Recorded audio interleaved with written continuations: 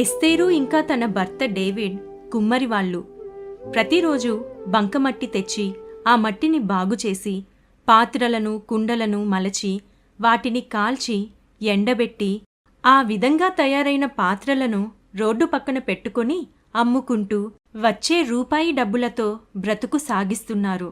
వాళ్ల కూతురు దీవెన ప్రభుత్వ పాఠశాలలో 10వ తరగతి చదువుతుంది.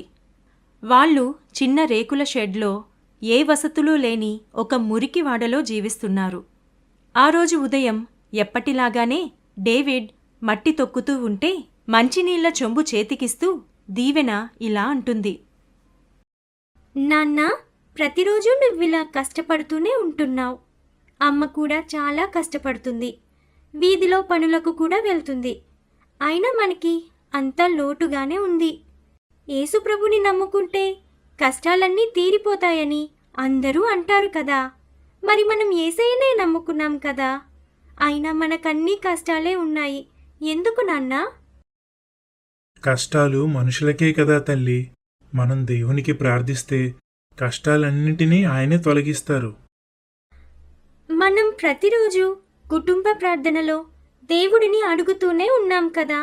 అయినా ఏ మార్పు లేదు కదా నాన్నా? అలా అనకూడదు తల్లి. దేవుడు తగిన సమయంలో ప్రతి ప్రార్థనకి సమాధానమిస్తారు. తండ్రితో మాట్లాడి లాభం లేదని మనసులో అనుకుని ఇంటి లోపలికి వెళ్తుంది.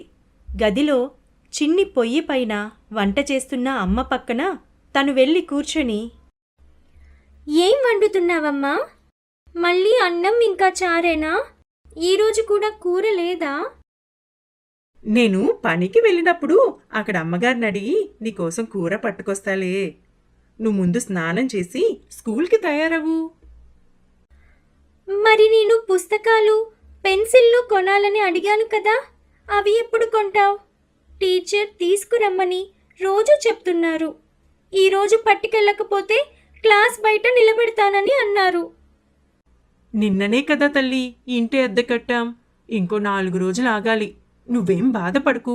నాన్నని వచ్చి టీచర్తో మాట్లాడమంటానులే. నువ్వెప్పుడు ఇలానే అంటావమ్మా. నీకసలు ఏమీ అర్థం కాదు. అదేమంటే ప్రార్థన చేసుకోమంటావు. ప్రార్థన చేస్తే మాత్రం దేవుడు వింటాడా? అంటూ దీవెన కంటి నిండా నీళ్లు తెచ్చుకొని అక్కడి నుండి వెళ్తుంది. స్కూల్కి ఇష్టం లేకుండానే తయారయి వెళ్తుంది. తన గుండెల నిండా దుఃఖం. అలా రోడ్డు పక్కగా స్కూల్కి నడుస్తూ వెళ్తుంది. టిఫిన్ బండి దగ్గర జనాలు గుమిగూడి రకరకాల టిఫిన్లు తింటున్నారు. బల్ల మీద రంగురంగుల పండ్లు, స్వీట్ షాపులు, బేకరీలు దాటుకుంటూ వెళ్తుంటే తన మనసులో తెలియని వేదన కలిగింది. యేసయ్యా, నువ్వు నిజంగా ఉన్నావా? మేము చేసే ప్రార్థన వింటున్నావా? అయినా కూడా మాకెందుకు ఈ కష్టాలు? ఆకాశ సింహాసనముపై ఆసీనుడైన యేసుక్రీస్తు ప్రభువు దీవెన మాటలు విని చిన్నగా నవ్వి, చిన్నదానివైనా నీ మనసులో మెదిలిన ప్రశ్న చాలా గొప్పది. దుఃఖపడువారు ధన్యులు, వారు ఓదార్చబడుదురు.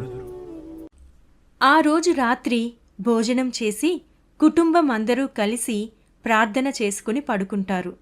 కలలో దీవెనని యేసు ప్రభువు ఒక చోటుకి తీసుకుని వెళ్తారు. అక్కడ ఎన్నో అందమైన పాత్రలు తయారు చేయబడి ఉంటాయి.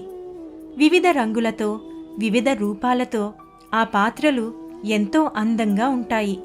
అప్పుడు యేసుక్రీస్తు ప్రభువు ఆ చిన్నారితో ఇలా అంటారు. ఈ పాత్రలు ఎంతో అందంగా ఉన్నాయి కదా దీవెన. వాటిని తయారు చేసిన కుమ్మరిని నేనే. ఇంతలో అక్కడున్న ఒక అందమైన కూజ కళ్ళు తెరచి అక్కడికి వచ్చిన దీవెనతో ఇలా మాట్లాడుతుంది. ఇప్పుడు నేను చాలా అందంగా ఉన్నాను కదా. నీకు తెలుసా, ఒకప్పుడు నేను ఇలా లేను. నేను ఎర్రటి మట్టి ముద్దలా ఉన్నాను. అప్పుడు యేసు ప్రభువు నన్ను పట్టుకొని బల్లపైన పెట్టి బాదుతూ తన పిడికిళ్లతో గుద్దుతూ ఉంటే నేను వద్దంటూ నన్ను వదిలేయమంటూ గట్టిగా అరిచాను. దానికైనా చిన్నగా నవ్వి ఇంకా అప్పుడే అవ్వలేదు అన్నారు. వెంటనే నన్ను చక్రం పైన పెట్టి గిరగిరా తిప్పుతూనే ఉన్నారు. నేను వద్దు బాబోయ్, నన్ను వదిలేయండి, కళ్ళు తిరుగుతున్నాయంటూ కేకలు పెట్టాను. అయినా వదిలితేగా. మళ్ళీ చిన్నగా నవ్వి ఇంకా పూర్తి కాలేదు అని చెప్పి నన్ను అటూ ఇటూ పొడుస్తూ అటూ ఇటూ వంచుతూ నాకు ఈ ఆకారాన్ని ఇచ్చారు. అప్పుడు చక్రం ఆగింది. హమ్మయ్యా అని ఊపిరి తీసుకుని కళ్ళు మెల్లగా తెరిచాను. వెంటనే నన్ను పొయ్యిలో వేడి వేడి మంటల్లో పెట్టారు. అవునా? మరి నీకు భయం వేయలేదా? నాకు సహాయం చేయండి, నన్ను బయటకు తీయండి అని గట్టిగా అరిచాను. ఇంకా కొంచెం సేపైనా ఉంటే నేను ఆ మంటను అస్సలు తట్టుకోలేకపోయేదాన్ని. సరిగ్గా అప్పుడే పొయ్యి నుండి నన్ను బయటకు తీశారు. కాస్త చల్లబడ్డాను. హమ్మయ్య, ఇప్పుడు నాకు చాలా బాగుంది అని అనుకుంటూనే ఉన్నాను. అంతలోనే నాకు ఒంటి నిండా రంగు పూశారు. ఆ వాసన, ఆ మంట చాలా భరించలేకపోయాను. దయచేసి నన్ను వదిలేయండి అంటూ ఏడ్చాను. కానీ నా కుమ్మరి తల ఊపుతూ ఇంకా పూర్తవలేదని అన్నారు. నీ మాటలు వింటుంటే నాకు ఏడుపొస్తుంది. ఇంకా అప్పుడే ఏమైంది? నన్ను మళ్ళీ తీసుకెళ్ళి పొయ్యిలో మొదటిసారి కన్నా ఎక్కువ వేడి ఉన్న మంటల్లో పెట్టారు. ఈసారి నేను ఆ వేడి తట్టుకోలేక చచ్చిపోతాననుకున్నాను. నేను బ్రతిమిలాడాను, వేడుకున్నాను, అరిచాను, ఏడ్చాను. నా వల్ల కాదు, నేను ఇది చేయలేననుకున్నాను. ఇక అంతా అయిపోయిందనుకున్నాను. అప్పుడే నన్ను బయటకు తీసి షెల్ఫ్లో పెట్టారు. మెల్లగా అంతా ప్రశాంతంగా చల్లగా మారింది. నేను చాలాసేపు అక్కడే ఎదురు చూస్తూ తరువాత ఇంకేం చేస్తారా అని అనుకుంటూ ఉన్నాను. దీవెనా, ఆ తరువాత ఏం జరిగిందో నేను చెప్పనా? తనని ఒక అద్దం ముందు నిలబెట్టాను. ఇప్పుడు చెప్పు, ఎలా ఉన్నావో అన్నాను. అప్పుడు నేను నిజంగా నమ్మలేకపోయాను. అది నేను కాదు. ఏంటి, ఇది నేనేనా? ఇది ఇంత అందంగా ఉంది. నేను చాలా అందంగా ఉన్నాను అని మురిసిపోయాను. నువ్విది గుర్తుపెట్టుకో. నాకు తెలుసు, నేను నిన్ను బల్లకేసి బాదినప్పుడు, నిన్ను తట్టినప్పుడు నీకు చాలా నొప్పొచ్చింది. కానీ ఒకవేళ నిన్నలా వదిలేస్తే నువ్వు ఎండిపోతావు. నిన్ను చక్రం పైన తిప్పినప్పుడు నీకు కళ్ళు తిరిగాయి. కానీ నేను మధ్యలో ఆపేస్తే నీ రూపమంతా చెడిపోయేది. నిన్ను పొయ్యిలో ఉంచినప్పుడు ఆ వేడి నువ్వు తట్టుకోలేకపోయావు. కానీ ఒకవేళ నేను ఆలస్యం చేస్తే నీ ఒళ్ళంతా పగుళ్ళు వచ్చేవి. నీకు రంగు పూసేటప్పుడు ఆ వాసన, ఆ మంట నువ్వు తట్టుకోలేకపోయావు. కానీ నేను అలా చేయకపోతే నువ్వెప్పటికీ గట్టిపడలేవు. అంతేకాదు, నీ జీవితం రంగులమయమయ్యేదీ కాదు. నిన్ను మళ్ళీ రెండోసారి మంటల్లో పెట్టకపోయుంటే నీకు ఎక్కువ కాలం బ్రతికే అవకాశమూ దక్కేది కాదు. ఎందుకంటే నువ్వంతలా గట్టిపడేదానివి కాదు. ఇప్పుడు నువ్వు పూర్తిగా మంచి పాత్రగా తయారు చేయబడ్డావు. నువ్వు మట్టి ముద్దగా ఉన్నప్పుడే నా తలంపులో నువ్వు ఈ రూపంలోకి మార్చబడాలి అని ఆశపడ్డాను అంటూ యేసుక్రీస్తు ప్రభువు నవ్వుతూ దీవెన వైపు చూస్తారు. దీవెన సంతోషంగా యేసయ్యని హత్తుకుంటుంది. తనకి మెలకువ వచ్చి చూస్తుంది. అప్పటికే ఉదయం అయింది.